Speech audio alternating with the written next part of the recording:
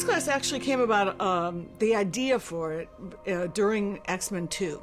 We were filming, we were at the Vancouver Film Studios, and I don't know, one thing led to another. We're talking about kids, and I said, oh, wouldn't it be funny to see young Cyclops, young Wolverine, young Storm? And I said, we should do a young X-Men. And we all went, yeah, good idea. And we all talked about it. And then, of course, went back to the movie, and one movie led to another, and we never moved forward until Simon Kinberg read the First Class comics and went to the studio and said, hey, how about doing X-Men First Class? Our first instinct was actually to make it more of a high school movie, to make it more about just the origin of the school. And it didn't work. It wasn't fresh enough in terms of the actual storytelling, and it wasn't in the sense of it did resemble too much Twilight and John Hughes and these other movies. It wasn't fresh enough in terms of the characters. We wanted to create characters we hadn't seen in the franchise before on film. And that's around the time that Bryan Singer got involved. When I was directing X-Men 1 and 2, I would always think about the past when telling the actors what to do to inform their present behavior. So to be able to actually go back and execute that past that I had in my imagination was nice. When Bryan became involved, we refocused all the attention onto Erik and Charles. It had always been focused on Charles and Erik, but the age has changed. We realized that it would be better if we made the X-Men a little bit younger, the students younger. And then from that grew out the story that we're doing now. You know, we started talking about the villain. Who would be the villain? And I had always wanted to do Hellfire Club. So I brought them up, and they really intrigued Bryan. And then Bryan came up with the story setting it against the Cuban Missile Crisis. The first order of business was to figure out at what period in history would Professor Xavier, Magneto have been in their mid-20s. And we figured, okay, early 60s. Now, what was happening during the 60s? Well, it was the height of the Cold War. And I think it was an exciting opportunity to explore what is ultimately a contemporary concept in this historical context. We talked to Bryan about directing X-Men First Class. He had to leave because he was already committed to another film. Bryan was under a hold, under contract to Warner's. We all wanted him to stay on, and so he came on as one of our producers to, stay as involved as possible. We just started making a list of directors that we thought could step in, could handle a movie like this that's not just complex technically, but also tonally and thematically, and somebody that could handle the texture of the film and not lose any of that within the action and the visual effects and all the other things they had to balance. And we came up with some really interesting guys and some interesting candidates. Originally, when we set out looking for directors, there was lists of many directors, and Matthew wasn't on any of them because he had already been involved briefly with X-Men 3. It didn't work out, so he was not considered. X3 was a weird process. It definitely burnt a bridge at Fox. I mean, I think they felt very let down when I said I was leaving. Although I felt like I'd done my job pretty well for them because they didn't have a script when I got onto X3. So in 6 days, Kinberg, me, and Zach Penn got a draft done. He cast a lot of the movie. He prepped a lot of the movie. A lot of the crew that was ultimately the crew of the film were people that he had hired. Brett Ratner very valiantly took the movie on when Matthew left, but a lot of the reasons that Matthew left, some of them were personal reasons, and some of them were also, it was a very tough schedule. When we signed on for X-Men 3, and Matthew had directed one movie, he had done Layer Cake, he was desperate to do X-Men. We pushed really, really hard to get it. We got it. And then I think just we came from a background of making small British movies. I was really applying low-budget independent filmmaking process to big-budget filmmaking. And the process is very different. I think what Matthew's feelings are now, and when this came up again, was that he's now had more experience. He has a team around him that he trusts. He feels like he knows exactly what he's doing, and I think his feeling was that where the short deadline was something that worried him before, this time he felt confident that he could do it and he could make the movie he wanted to make in that amount of time. I just finished Kick-Ass, literally. We just finished it. It's gone to the cinema. The idea of doing a movie so quickly wasn't even on my radar. All I could think about was having a vacation. Right around that time, I went to go see Kick-Ass in the theaters, and I emailed him immediately when I came out of the movie theater, and he emailed me back saying, are you in LA right now, which is where I live, and he doesn't. Are you in LA right now, because I happen to be here. The bloody volcano erupted in Iceland, so I couldn't leave. So I was stuck here, which was literally this time last year. And so I met Matthew for a drink, and in the context of that first conversation, I told him about X-Men First Class. And I saw his eyes light up a little bit, because I knew he wanted to direct an X-Men movie under the right auspices, and he got excited about it. It just so happens that that same night in that same restaurant, Bryan Singer was also having dinner. An actor named Aaron Johnson, who was the lead in Kick-Ass, introduced Matthew to me. Brian, hey, I'm Matthew. And he was like, "You're joking." And so we went off and we just had a couple of drinks. And Matthew was like, well, let me read the script. Read the script and liked it. But I'm going to have to rewrite the whole bloody thing. The story and the general shape and direction of the story had been formed and existed, but Matthew certainly wanted to take various things in different directions. And I know they were nervous, and I said, "No, look, guys, I'm going to stick to the story, but I'm just going to craft a film out of it." And then I was laughing, going, "I pulled out of X3 because I didn't think there was enough time. Now I'm signing on to a movie where I've got less time. You know, I have to create a whole new world, period. So I have to create a period, you know, new actors."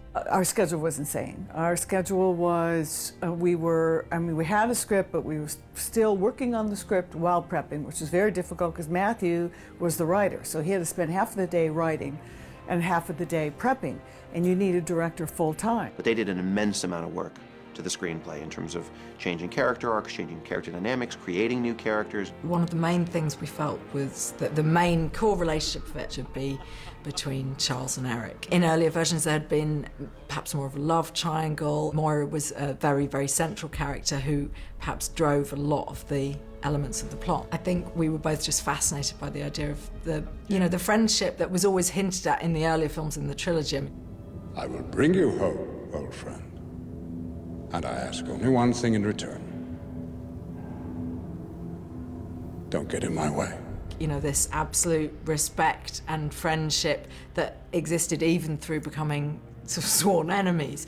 And that was something we really, really wanted to explore. If the story between Charles and Erik is on some level this, tragic romance, you've got to arrange the other elements in that way too. Yeah, in this case, it's you have Hank and you have Raven, who end up being kind of the B-story version of the same thing you're seeing playing out with Charles and Erik. It's the making and then breaking of a relationship. And then you have to take characters, like Moira, or Sebastian Shaw, and say, well, how do they fit in terms of the tension between Erik and Charles? Come on, time for the tour. Those group dynamics and friendship dynamics and couple dynamics, I think, are just endlessly fascinating to all of us. And but it's certainly one of the things that made it such a pleasure to write. Then our budget was too big. Same problem as on all movies. So we had to rewrite the script, take out chunks to try to, squeeze the budget. But a script is like, a whole pack of dominoes. If you take one part out, the rest all falls. So it was trying to smooth and cement over these changes and make the script still work as a whole. So there was massive amounts of rewriting that happened, and obviously all the prep, and the casting of a movie that's this complex in terms of the cast, and all the rehearsal time. All of that was from first inception to first shot, 6 months at the most. I was terrified, thinking, hold on, am I that stupid? But there was a little bit of me that was still, I came so close to making an X-Men movie, and I really do love the X-Men universe, that I thought this is your last chance probably ever to do it. Shooting? Yeah. Okay. Let's get them in film. I think for a lot of the directors that we had talked to about this film, part of what was daunting for them was, how do I balance 7, 10 different characters' point of views and maybe 5 or 6 real storylines? A lot of them started gravitating toward, can we just make it Erik and Charles's movie? And it is at its core Erik and Charles's movie, but it is also the story of Beast and Mystique. There's tons of different B, C, D love stories, villain plots in the film that are happening, and I think it needed a director like Matthew who could balance all those things and keep them alive in his mind to make it work.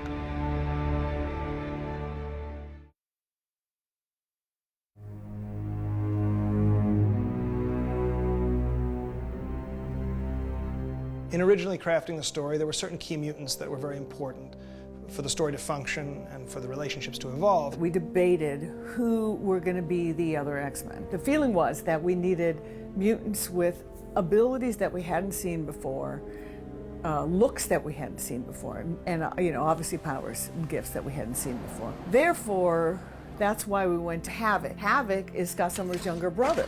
And The real lore of the first class of X-Men was Scott Summers, and way later came Havoc.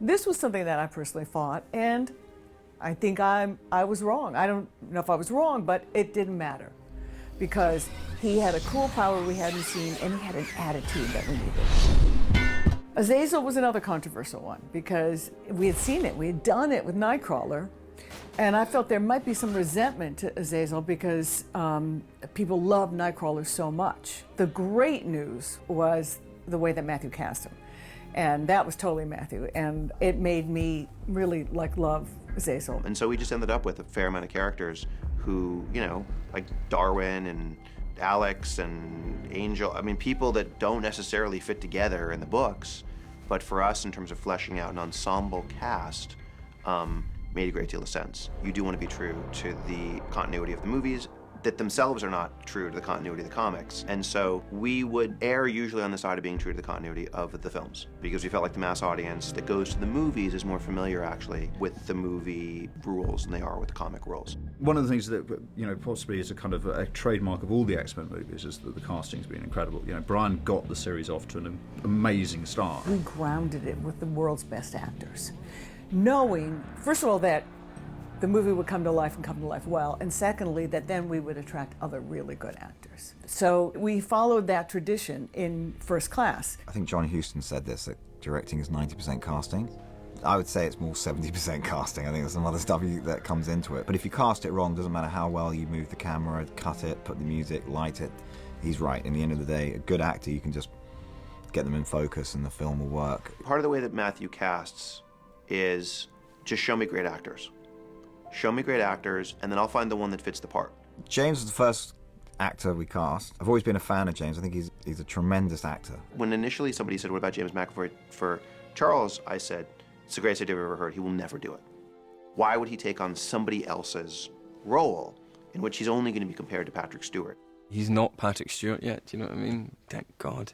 Can you imagine me trying to do a Patrick Stewart impression? We both came to the conclusion very quickly, no, we're doing our own, this is your own Professor X, it's not the Patrick Stewart version. Well, I thought I'd have fun playing this character to begin with. I thought there was a lot of opportunity to have a laugh, which I generally like to do. I thought he had a good sense of humour, which again I felt was sufficiently different from the character in the other movies. That was the main thing that drew me to it. Also, it filmed 40 minutes from my front door, so that was a huge bonus. James McAvoy, one of the world's best actors. He's just incredible. And then we had a rather extensive search for the Erik Lensherr role. What was funny was we cast James, and then they wanted Erik to be younger, and I had some big arguments with some people at the studio, and they were worried that he was just too old. And poor Michael then came in for the audition, and he was playing Carl Jung. So he had this huge, ridiculous moustache. He looked 45. He looked just crazy. And he did this audition, and he was amazing. Do you have an appointment? I want to make a substantial deposit. We're not that kind of bank. I'm not that kind of customer. I just knew he was right. He's so charismatic, and I kept explaining to them what Magneto was going to be in this movie, and if I went younger, it was just going to be harder to pull it off. Turn away. And cut. What we were trying to do, I think, was bring a whole sort of fresh input to the story and sort of start at scratch. You know, I remember in the sort of beginning phases I said to Matthew, you know, should I start looking at Ian McKellen as a young man? We're going to go down that route, and he wasn't very keen on it. I thought, okay, that's kind of interesting, so I'm doing my own thing with this now. I think he was born to play this particular role. I really do. We were really interested in the origin story of a villain, where you don't actually ever judge the villain. In fact, the opposite. You actually empathize with the villain. So much of that hangs on Michael. If Michael were not as compelling in the movie, if he were not as human in the movie, if he were not as just watchable in every single scene, that moment at the end when he says, come with me, you wouldn't feel at least a little bit of leaning forward of, okay, I'll come with you. You have to feel like at the end of this film, I don't know which side I would choose. They do break. Hopefully the audience will be like, oh no, you know, great things could have happened if these two men with sort of opposing theories did join forces. And hopefully that's what the audience will feel at the end. Are you sure we can't get you a refill, Bob? No. I know for a fact that when Matthew said how about Kevin Bacon for the bad guy, a lot of people up top were like, huh? That's weird. That's exactly why it's good, I think, because it is a different direction for a movie to choose a bad guy, I think. You don't want a clear-cut villain. You want a villain that has many different colors and many different shades so that it's not always clear that they're the bad guy. You almost want a villain like Ian McKellen that you kind of like and that you understand. Kevin Bacon was at the top of all of our lists.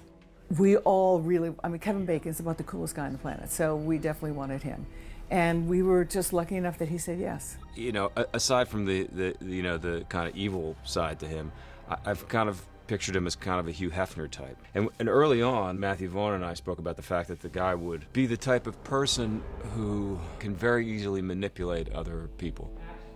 And then Kevin's performance in the movie is interesting because he plays it as somebody who thinks, and this is always the best villains are people that think they're the hero of the movie. And Kevin plays it as, in his mind, the hero of the movie. Yeah, just stay with the money. Stay on the money. Where you want to be. He's basically a sociopath in that, you know, I think that the morality that the rest of the world is functioning with does not really apply to Sebastian Shaw. It's a quiet menace, and you know he's capable. You know he's got the brain power and that he's capable of any evilness that he wants to do. Colonel Hendry. Yes, ma'am. Frost. Emma Frost. Sebastian Shaw's associate. January Jones brought like a cold frostiness to Emma Frost. Once we decided she was who we wanted to make sure. So we had to do that embarrassing thing of, look, can we have a camera on you in your bikini? Which sounds really cheesy, but you know, you gotta know. And of course you look fantastic. January obviously has the looks down, but also in terms of when you watch her on Mad Men, there's a sort of, you're never gonna get all the way inside this. That's perfect for the role. Coming from a day job where there's a lot of dialogue and I have to, you know, do a lot of emotionally draining things to go and to do something that's really different for me and fun and sometimes silly and weird, but really great, and I've been really embracing it. Does he need that? Why does he need that? He just appears. You specifically said I'd have air. I play Azazel, Azazel, or Azazel, depending on who you are and how you pronounce it. He just says whatever they say now. I think he's heard it so many times that he just mispronounces it. Azazel, Azazel, Azazel. It just rubs me the wrong way. Jeez. I've been involved in some very big movies, you know, slightly out of focus behind some very expensive actors, but there nonetheless. And when Matthew, who's a friend of mine, said, you know, he was doing X-Men and wanted me to be involved at whatever level, you know, to be involved with Matthew's films is as important to me as anything. So it's fun. The bigger his projects get, the smaller my parts get. But that's fine. That's fine, mate. I mean, I'm chuffed. I'm chuffed to be involved. The main reason we cast him is that every film we've made with him has done well, whereas every film we've made without him has not. So Jason Fleming is basically lucky. No, it's not that. He's a great actor. Why wouldn't you keep employing him? You know, it's not superstition, guys. Because this is the end of all your f***ing lives. When you go blah, blah, blah. This is scary shit. When you get a couple of people who are a bit known, not that we're humongous superstars or anything like that, Kevin Bacon's pretty massive, it frees you up, and it's just nice, you know, when you've got a couple of faces that you recognise, that's enough. You don't have to, you can give some new people a break, you know. The talent is really prominent in London, but the studio, rightfully so, felt that there was too many English actors and that it had to be a little bit more American. So at a certain point we had to keep looking in LA. And I flew back and forth from LA to London constantly casting because Matthew couldn't leave. They've got little Caleb, who's a lunatic, wonderful actor, really nice kid. Eddie Gathegi, Jennifer Lawrence and Nick Holt, just great young actors. Lucas Till, Zoe Kravitz, they're just fantastic, really good fun. Rose Byrne playing Moira McTaggart, who's just ridiculously good and lovely. I've basically said everybody's fantastic and really good fun. I must be lying through my teeth. Hate them all. We should think of secret code names. These films, they make the action stars seem kind of, I don't know, immortal and just always saving the world. And I like that you just see us hanging out. We're not always trying to save the world. I like that they just let them be young for a little while. Such an important, huge fan base, and I'm just so afraid of, you know, you just want to do everything right and you don't want to let anybody down and hopefully live up to expectations. Because at first, I didn't really think about it that much, because if you think about it all at once, it would probably be way too intimidating. In a way, I'm just like, reading the script, it's so dense and there's so much in it, and the special effects and everything, I was just fascinated to see how it actually, literally would take place, you know, in terms of what you shoot and what, you know, the whole sort of unfolding of the whole thing. It's pretty incredible. And I never usually get the jobs that I want, and this was the first time I really got that huge project, and it was just like, nah, I didn't get this. There's no way I actually got this. I never thought that I'd be in a film like this, or in any kind of superhero role. I've got red hair, freckles. You know, I'm not gonna be Batman, I'm not gonna be Robin, I'm not gonna be Spider-Man, you know what I mean? So the fact that they needed a red-haired, freckled kid is amazing, and thank God. Before we even started shooting this, I got a text from my friend saying, I love X-Men. If you F this movie up for me, I'm gonna strap knives to my hands and cut you up. So, but yeah, you kind of realize how much it means to people. I remember that one day I was watching the TV, the monitor to the director, and I could see myself in the frame, sharing frame with Kevin Bacon, with my suit like X-Men. And I said, what the hell I'm doing there? It was amazing. It's in many ways a dream come true, even if I was a walk-in. If I just came in and said a line and walked off, it's like I did something that I've always wanted to be a part of. I think it's true. We have got a really good bunch of people on this, and I wish them every success.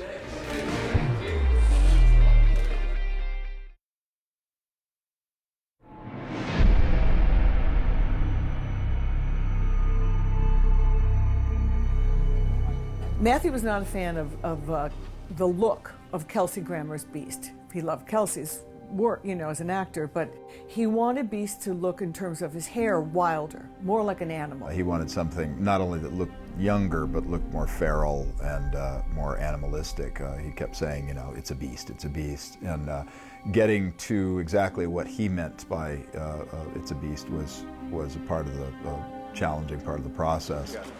I'd worked with Alec Gillis previously, and he had always come through and always done terrific work.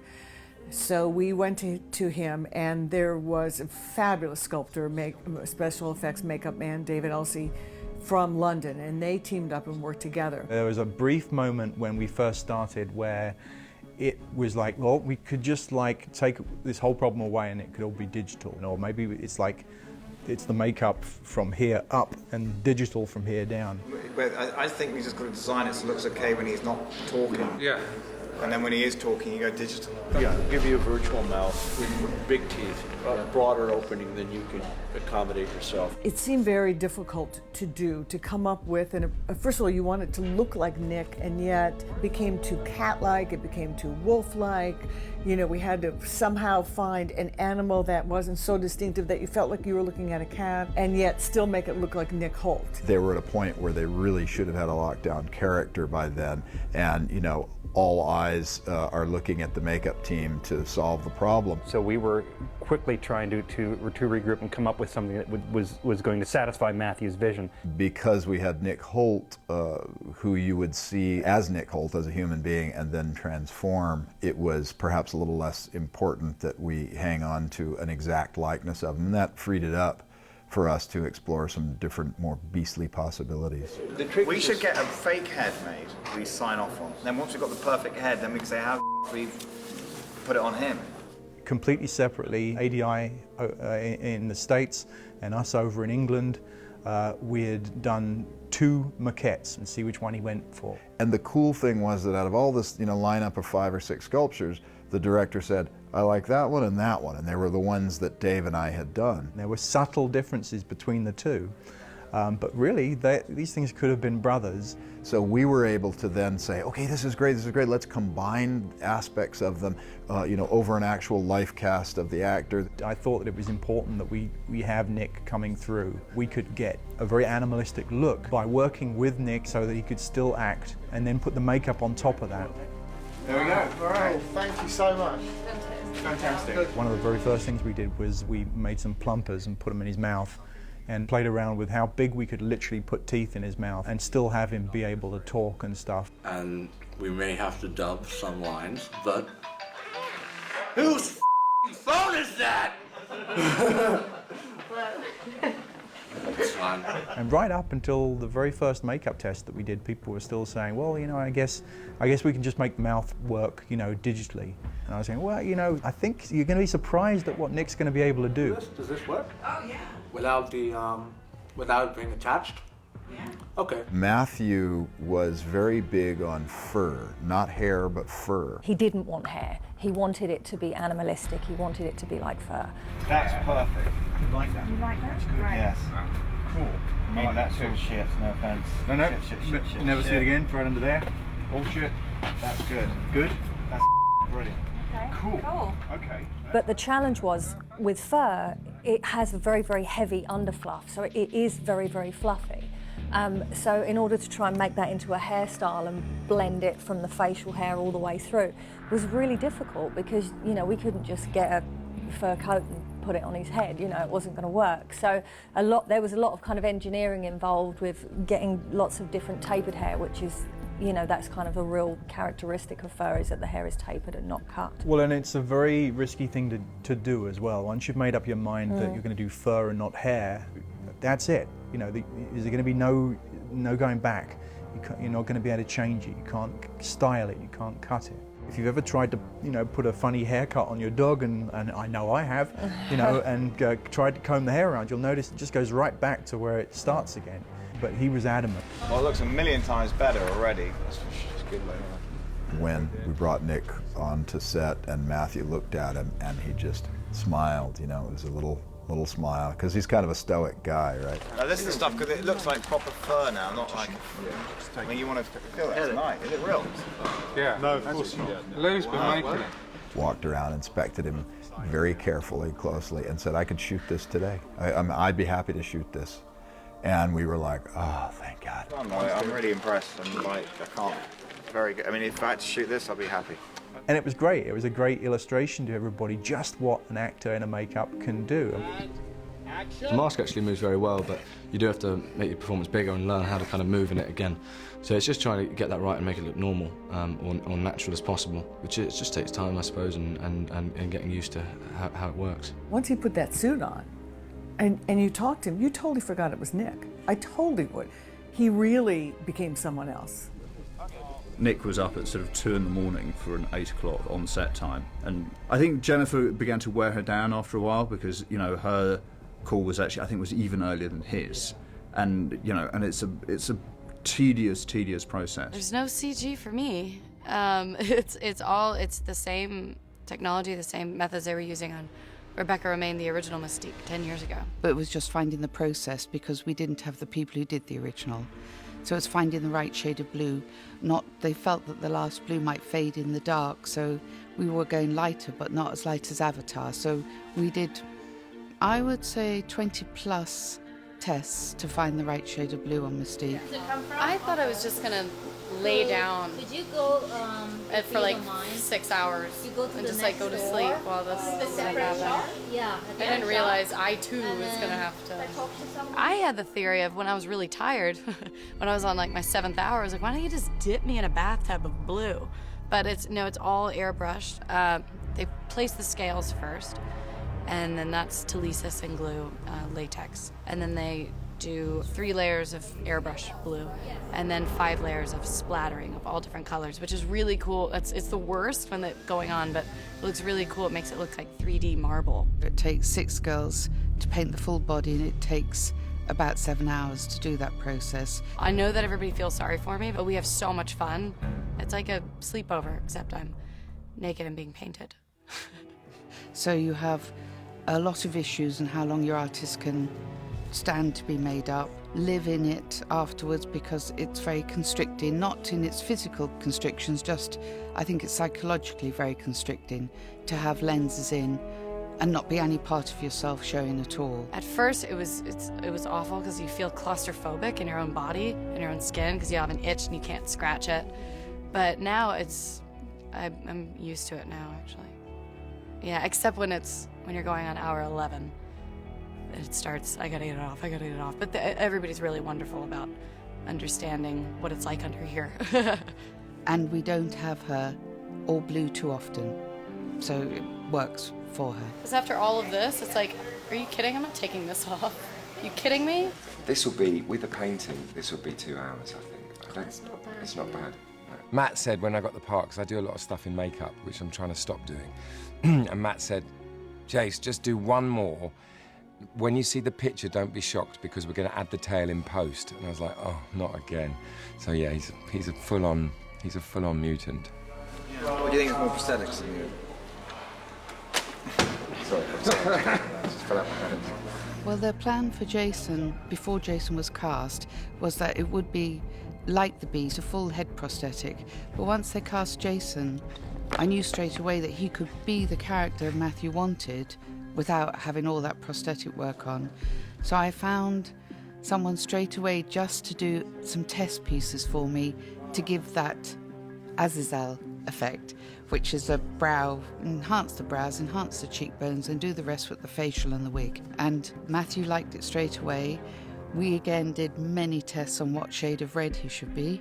It was the whole thing trying to find the right color red, because at a certain point he looked like the devil, and at a certain point he looked like a man in red makeup. I think we overcame it by adding scars.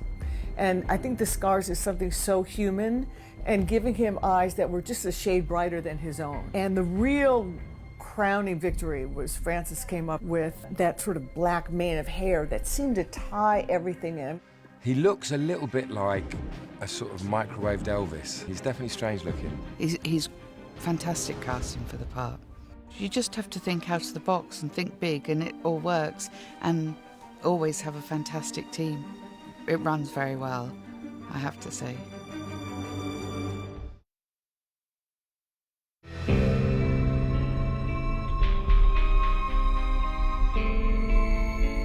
All the films I've done like this, I always like to let the script lead me in, particularly with the X-Men. The whole world of X-Men is so huge. If you started reading into that, you would spend all your research time just doing comic book research. That's what I tend to try and do with most of the comic book films I've done, is not get too overwhelmed by being faithful to the comic in every respect, because the film doesn't always need that.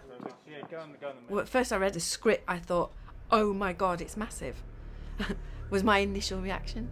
And the fact that it's set in the 60s, I know straight away there isn't a lot of early 60s clothing easily available. Sammy Sheldon, who did our costume, was very keen to kind of get that 1960s vibe without necessarily making it feel deeply period. Sammy put a wall together in her office of each character and all the iterations of their looks in the comics. Then, because Matthew had wanted very much the Bond, James Bond element infused throughout, she then pulled references, magazine references for each character. Matthew always discussed from the word go, I want this whole film to look really slick and stylish, and Bond from the early 60s was a big reference to the Sean Connery look. We kind of used that as a style reference for Magneto in his suit. Fondu de leur bien, arraché de leurs dents. Ceci est le prix de leur sang.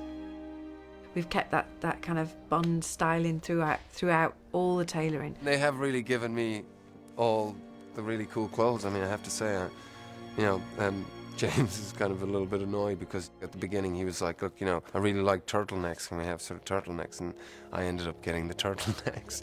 So he's got the sort of more sort of cardigan look, but I have got like some really amazing sort of 60s suits which do sort of seem to suit me best. Funny enough, I think that sort of thin leg and sort of thin sort of style suit is kind of good for me.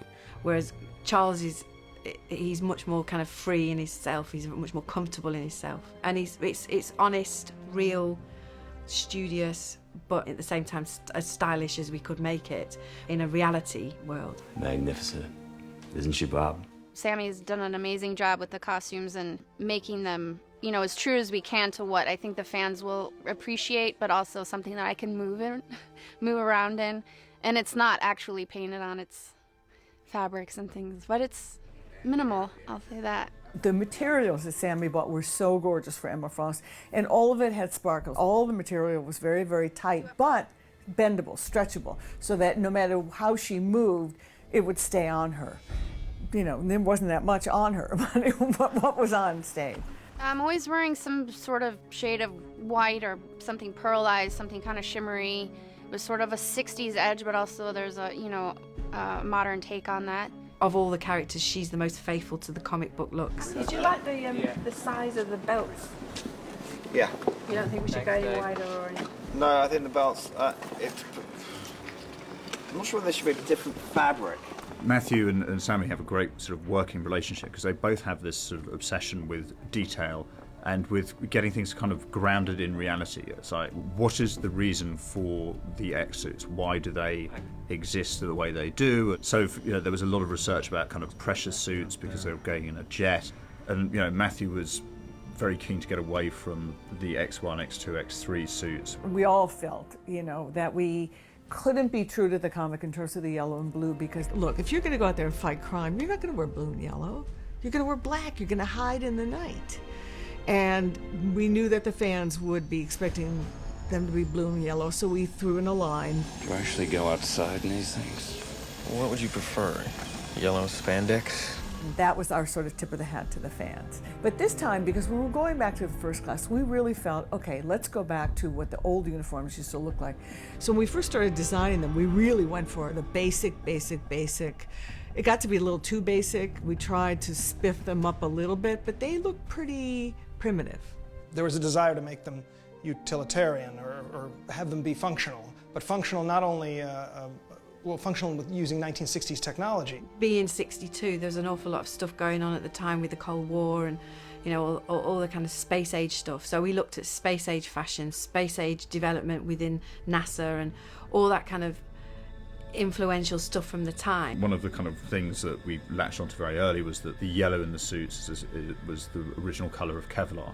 The actual yellow fabric isn't actually Kevlar, it's a copy of it that is woven in silk. Kevlar's very difficult to work with, you can't actually cut it. The blue is actually a ballistic nylon that the girls in the workroom have machine stitched through in checkers all the way over it to make the fabric have a texture. So each panel is separately worked on, and then up the sides and the knees and the elbows and the collars are actually made of a leather, but the leather is actually formed by stitching up and down with some elastic with little pieces of string through it, so it concertinas it up. So every single piece of them is a separate work of art in itself, and they all make kind of stretchy panels so that they can move in them. You can lift it up higher than me. It's stronger. We're changing it. That's not because you're stronger. It's because it's tighter. Hank's one, the idea is that he's kind of had to cut the legs and the arms off to get in it, and it's kind of stretched out for his muscle tone. And obviously the neck, he'd have never got into the collar, so he's ripped that off. Charles's has more Kevlar around the body because he kind of needs more protection. Well, Magneto's is quite basic because he didn't need so much protection on his body. Havoc has the electronic thing on his chest to hone his power. Banshee has wings. And Mystique's we just made look sexy. Hopefully our X suits actually have a reason for being what they are, as opposed to just being kind of plucked out of some aesthetic universe. She's had the most incredible battle with the most unwieldy kind of textiles and fabrics, and her people are fantastic at just doggedly kind of going through and pursuing those things, and they just put in the most insane amount of effort and hours, and these things just appear on set. A lot of the things that we make, it's not just clothing, it's kind of props and helmets. Ta-da! You start with casting the actor's head, and then you clay mould the shape, and we work out how big we want it, how it's going to work with the shape of the face. Then you have to cast them inside and out, and then we have to make each one to fit the different actors. So Shaw wears one and Erik wears one, and they're both completely different shape because of where your eyes are positioned. So it's not just one helmet that fits anyone. Kevin and Michael have got very different head shapes, and although Kevin's will fit onto Michael, but Michael's won't fit back the other way. So I can make that fit on, but then it's very loose, and then it's going back the other way. I can't actually get it on at all. But they have to look like the same helmet. Well, I've got this really quite impressive helmet, which I begin to wear towards the end of the film. And actually after this, I'm going to go check out my later sort of Magneto look, which is complete with cape. It's a wild and crazy helmet, and it's right from the comics. And when we did Ian McKellen's helmet, we toned it down. This time, we went for it. We gave him that helmet. Sammy has no notion of when to give up, but you know, Sammy got there because she's a genius.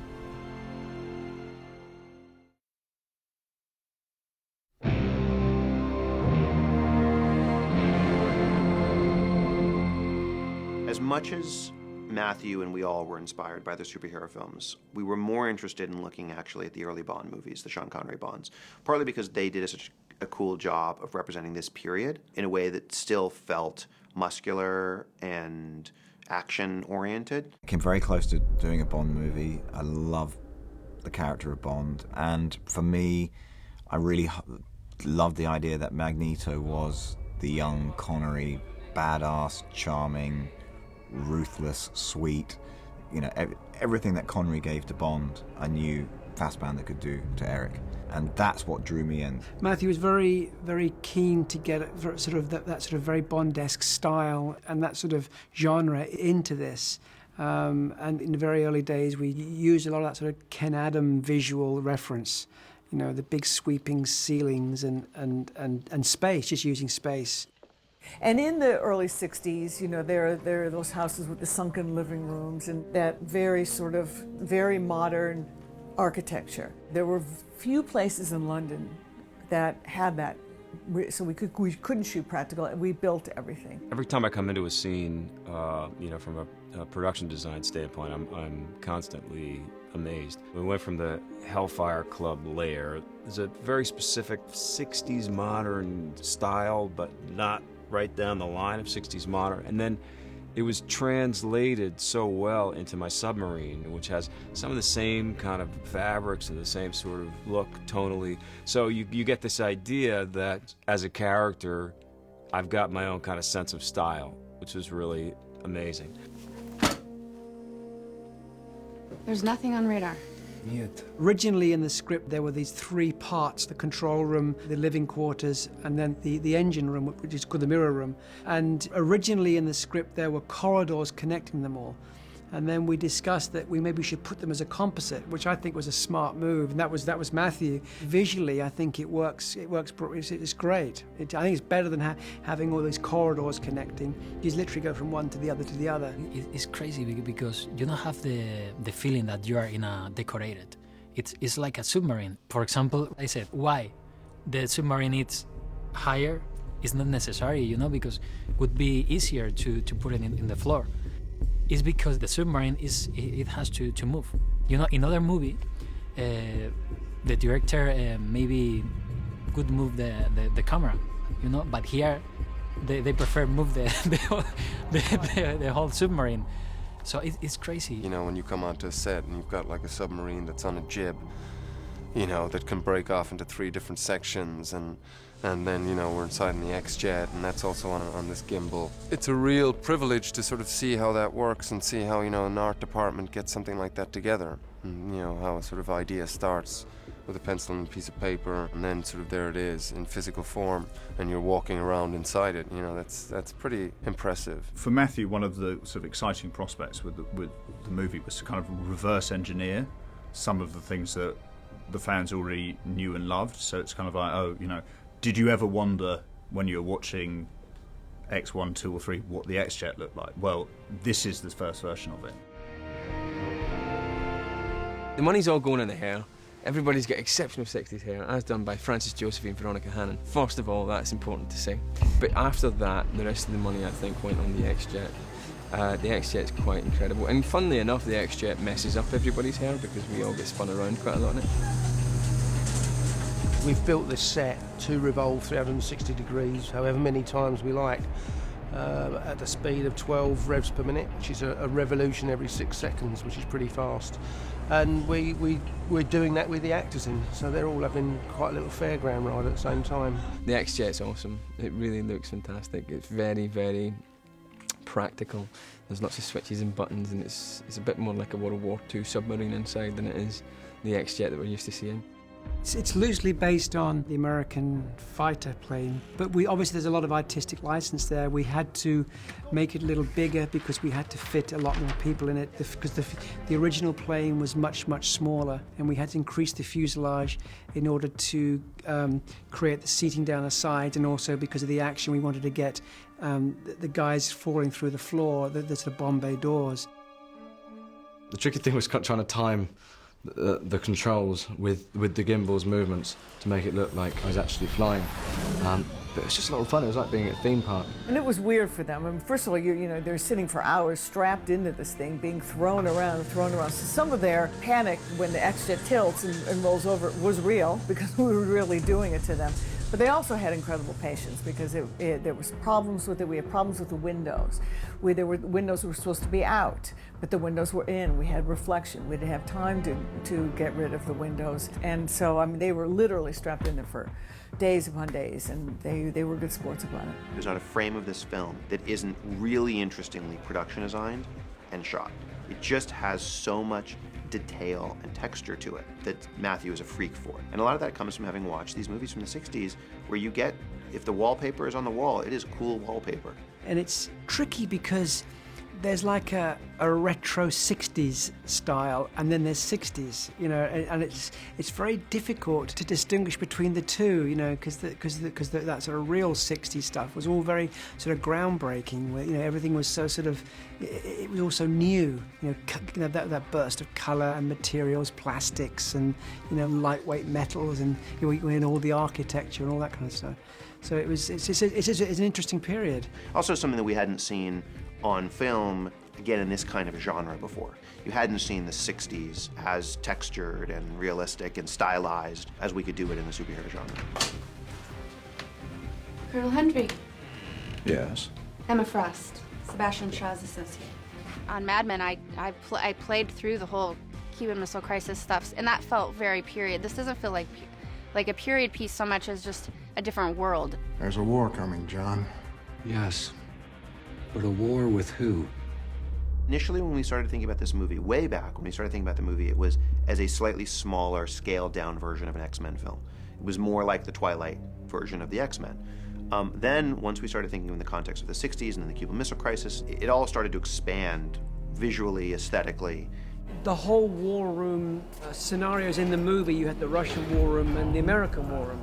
And we used Australia House in London, which was essentially a very ornate, classical building, again with shiny floors and shiny columns. And he always wanted to have the American war room had to top it. Matthews had this image, always from the start, of the classic Dr. Strangelove, Ken Adams set, of basically the table, the light, and the floor.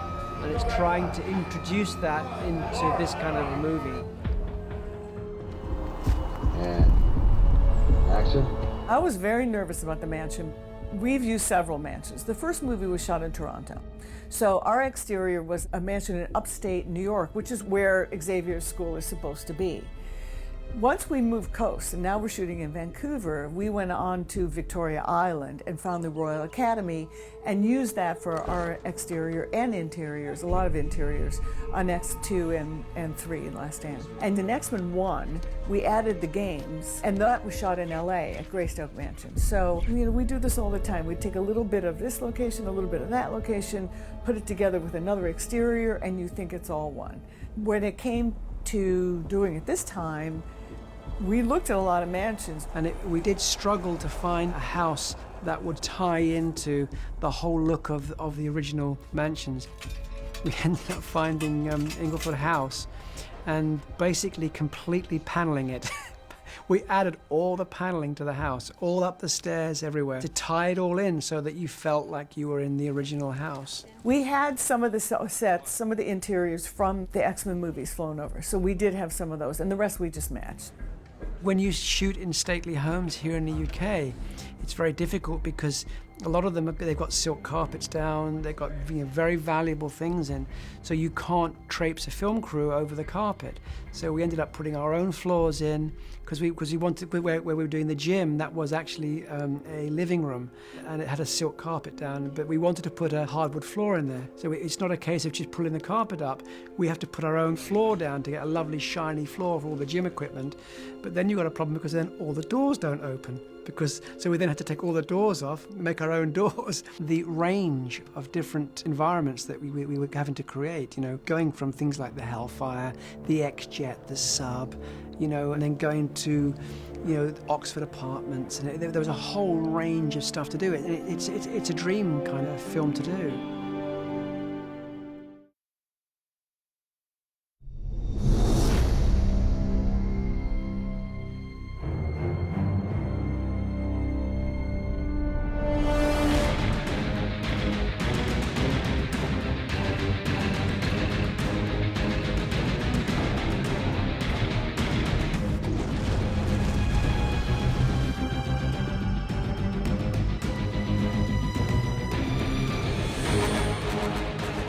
The world of visual effects is just mind-blowing.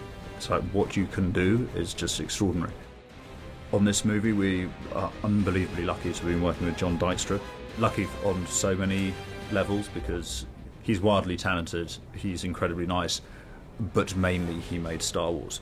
So it's kind of like, actually, he could be really shit and really unpleasant, and I would still be really happy. John Dykstra is the unsung hero of X-Men First Class. We never could have made this movie without him. We never could have made this movie on time without him. I mean, John is such a pro and is so creative that he would just start coming up with all the ideas. I actually couldn't have made this film without John because it was, as I said, the accelerated process of everything. I had to hand batons over to people. With John, it was a very weird feeling. I didn't know him that well, and I go, here you go. And he took it and he's meant to run 100 meters. He ran 1,000 meters and gave it back. I was like, wow, well done. So he won my confidence very quickly, and he is pulling off the impossible right now, and deserves a lot of credit for getting this film made.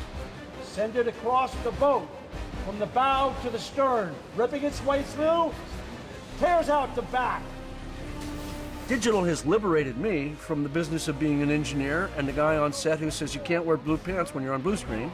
And I get to spend much more time thinking about the design of effects with regard to how they integrate into the story. My experience with Matthew has been that he's allowed me to collaborate on his movie. He's just been very generous and letting me contribute ideas, not so much to the storytelling, although in a way it affects the storytelling, but to the design of the visuals. I'll add a little camera jostle to it, and so what you need to do is just grip. Yeah, your reaction to, yeah, exactly. Jesus, we're going into this thing, and then I'll zoom you away. The great thing with working with John is that you meet some visual effects guys who kind of believe they can do everything. As far as they're concerned, it's kind of like, don't shoot anyone. Just shoot green stuff against green, and we'll just build it all later. Whereas John's very much a kind of, we can get it in camera, we should get it in camera. A good example is the way they ended up doing the angel flight at the end of the film for the battle sequence. We thought it was going to be a bunch of green screens with digital doubles flying around and just animating a lot of shots with a bunch of empty plates and kind of building the sequence that way. But they were able to go out there, San Pedro, get these helicopters, hang people under them, and fly them around. It looked like Top Gun. I mean, it looked amazing. And we were just, in the end, we just had to kind of paint out some of the rigging and add wings and banshee effects and things like that. But the look was so much more realistic, and it allowed them to cut something together that didn't feel mechanical, I feel, too.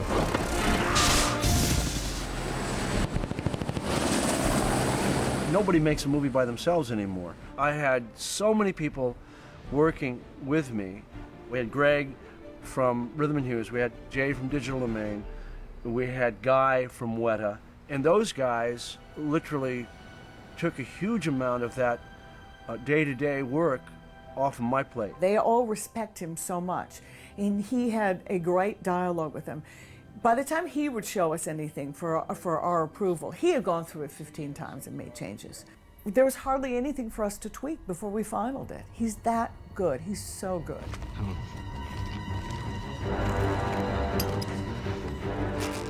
I have to chalk it up to the actors to be able to kind of pretend that these things are happening to them. You know, for instance, Angel behind us.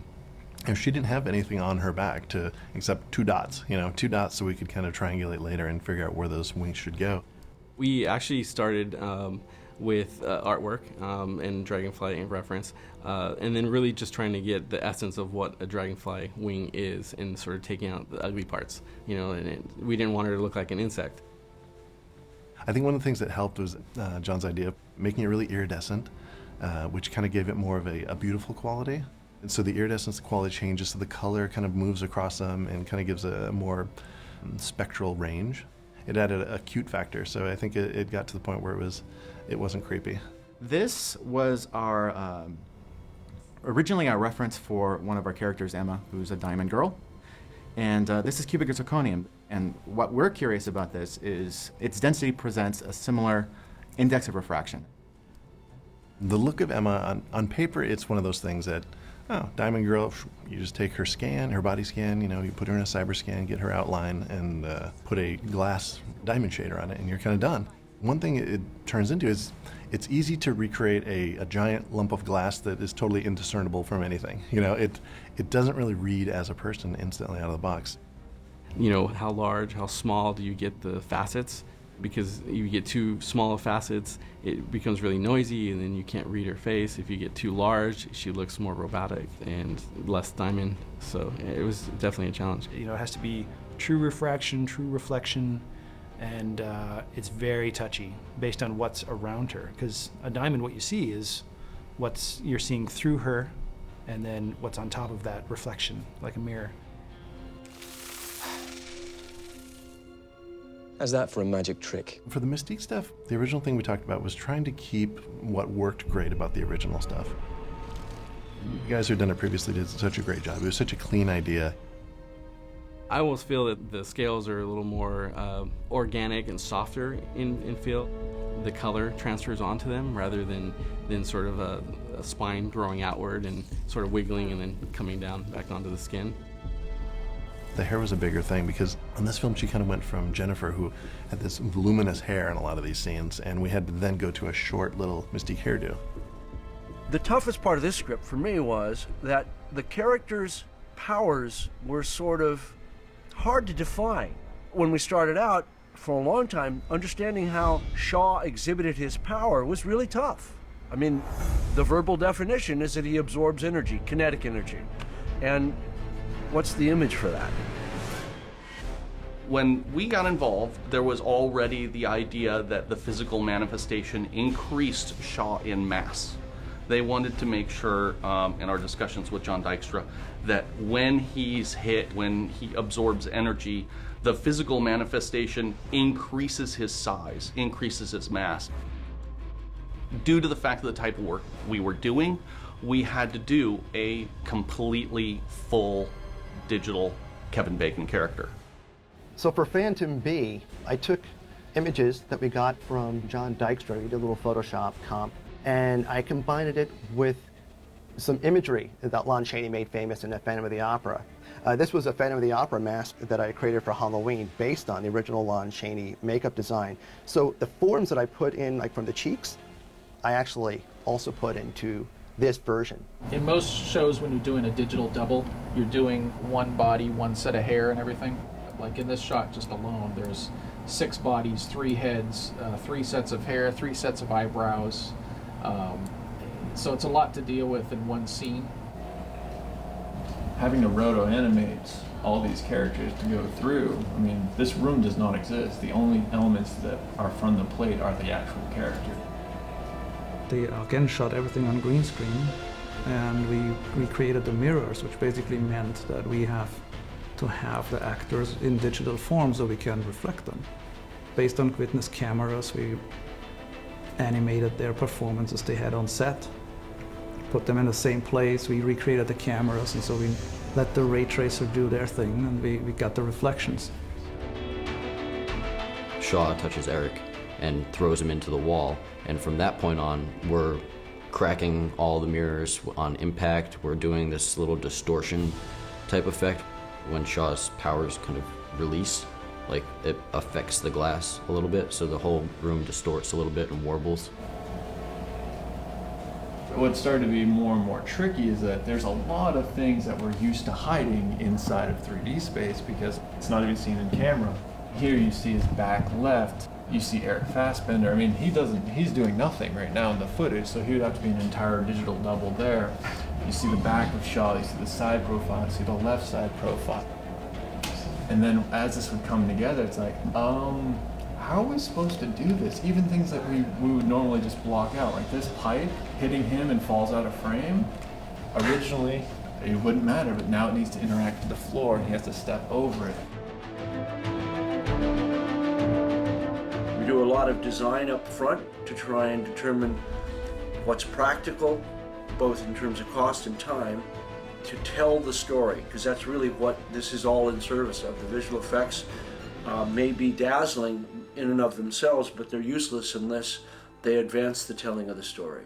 So what we're in is the process, and the process is continuous, and the process will continue until the film is pried from the director's cold, dead hands.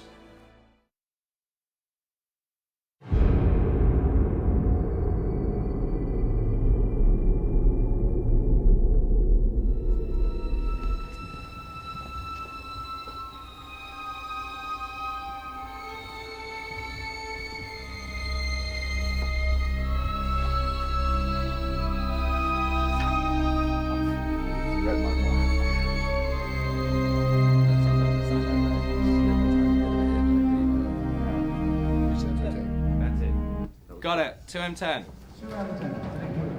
I worked with Matthew on Kick-Ass, which was a hell of a lot of fun. Not long after that, you know, he called me up and said, well, we had a good time on Kick-Ass. Do you want to do X-Men? I was like, yes. He loves hanging out in studios. He loves musicians. He'll come in, he's just been listening to, I got this track 11 off this score is cool, but it's not as cool as like track 6 off this other one that I really like. He's inside the music camp psychologically, which is great. The trick about this film is I wanted to recreate the world of the 60s, but I didn't want to go so alien to kids when it just feels like a period drama, so I tried to make it as modern and as old as possible, and it's a bloody hard balancing act. Funnily enough, God rest his soul, we had quite a lot of chat about John Barry.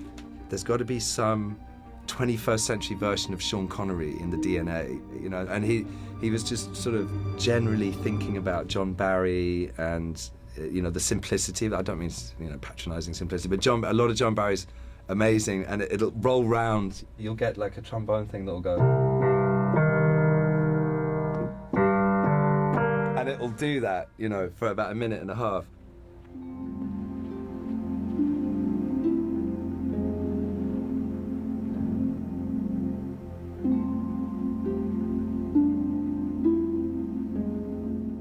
They're like hooks, they're like riffs that roll around. That is very appealing. I understand why that's appealing to Matthew, because in a funny way, it's extremely posh pop music. It's not suddenly having some key change and going like, you know, and wandering off into all sorts of virtuosic, showy, you know, what Matthew would call meaningless film music. Like all processes, I started playing around mostly for the, you know, Magneto tune. This is all warm-up to me, so I was about to bust out my big Barry tune, right? And he's like, yeah, I'm liking this is cool, this is cool. And then it went. And he's like, don't like that bit. What's that bit? Well, that's the f***ing tune. And he's like, no, get rid of it. So he goes, okay, I love the beginning, and then once the tune starts, it sounds like a f***ing Barry pastiche. I'm like, well, hang on. Then he said, and he goes, no, but here's the good news. You've already got it. You've written it. And I'm like, well, what do you mean? If you take the tune out, I've got to write. No, no. Just play the beginning again. He's like, yeah, that. And I said, that's the Magneto. No, that's a bass line. I'm not going to get through a whole movie with that. He said, no, you're so wrong. That is the Magneto tune. And he goes, I'll tell you the bit I love. He goes, keep playing, keep playing. He said, that's f***ing Magneto right there. And he was like ahead of me because I'd like written that tune. I'm like, I don't know, man. That's a bass line. I mean, you can't go, ga-gung, Gagang, gagang, gagang. I mean, that's, you know, it's all down here for a start. You know, what about, you don't need a f***ing tune. He's angry. So just take that first bit and do like more stuff, like get rid of all that na na na na shit, and you'll be fine. And that's why it's cool to work with Matthew, you know what I mean? Because he's sort of taking some aesthetic responsibility before you've even started, instead of like, well, I don't know, give me something cool. The Argentinian bar is a good example. This is a good idea. Matthew had the opening. I think I started the theme a little earlier. He's like, no, wait, why don't we, since it's in Argentina, can't we just sort of hint at it on like Spanish guitar or something before you actually hear? And only when the ex-Nazis say something that's sort of revealing, that makes him think, these guys are Nazis, then we'll start to get like the electric guitars, and then you'll start to hear the tune, you know, in all its glory. Well, I say glory, there's only 8 notes of it. Deutsches Bier. Claro. Ja, ist Bitburger. Schmeckt gut, ne?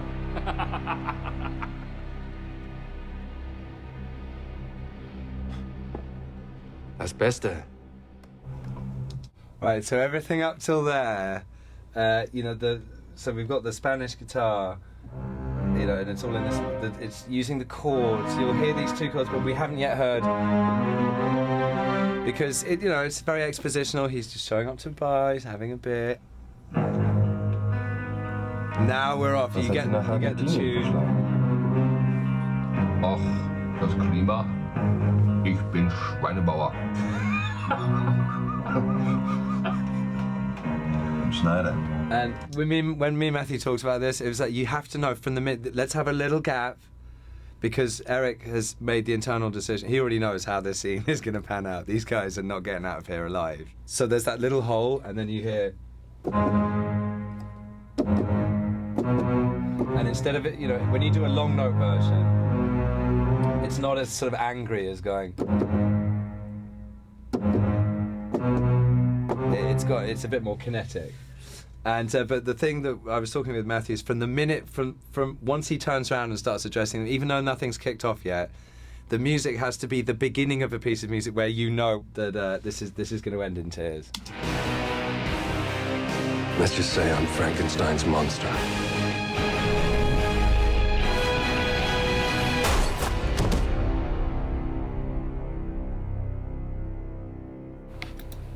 And that's how that came into being. Oh, I definitely want to explore the characters further. We have such a great cast that, you know, I want to work with them again. And there is a long way to take them. We're starting in the early 60s, we can go into the 70s. We haven't really started the school yet. Mutants are still not accepted in the world, so there are a lot of villains out there. And there's a lot of historical events that we can play against, which I think that's the real fun of this franchise. At times, some comic book films can be very tongue-in-cheek, and we do have a lot of humor in this. But at the same time, there's a kind of seriousness of these characters. You know, they have ideologies, ethics, real relationships. Everybody evolves in this script, and that's one of my favorite things in movies that I look for in every script that I read, is how characters evolve, or how a specific character evolves. And each person goes through a huge evolution period of when we're at the beginning, when like we were isolated and we felt alone, to all of a sudden really being together and joining together and becoming these iconic figures of X-Men. You know, it's sort of character introspective study, you know, in a weird way, where all these guys sort of originated from. You know, there's vulnerability there, unsurety, you know, we're not really sure how to go about sort of channeling these powers. It is the origin of these characters, but it is also the origin of this struggle. It is the origin of the political, philosophical debate between, do we trust humans? Do we protect the people who hate and fear us? Or do we actually fight against the people who hate and fear us? We are the children of the atom, my love. If you're a true X-Men fan, you're going to really enjoy the movie, because there's so many nods and winks that if you're not an X-Men fan, you're not going to understand it. If you're not an X-Men fan, I think you'll enjoy the movie because it's got a great story, great characters, and it's a great introduction to a world that they don't know anything of, and then go off and maybe discover it in the other films. It's a movie for everyone. That's a dangerous statement to make, but I genuinely think this film does.